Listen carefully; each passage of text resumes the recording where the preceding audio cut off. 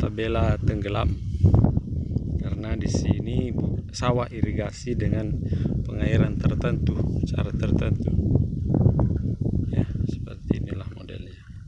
Ini ditenggelamkan, nanti umur lebih dari 50 hari barulah airnya dikuras.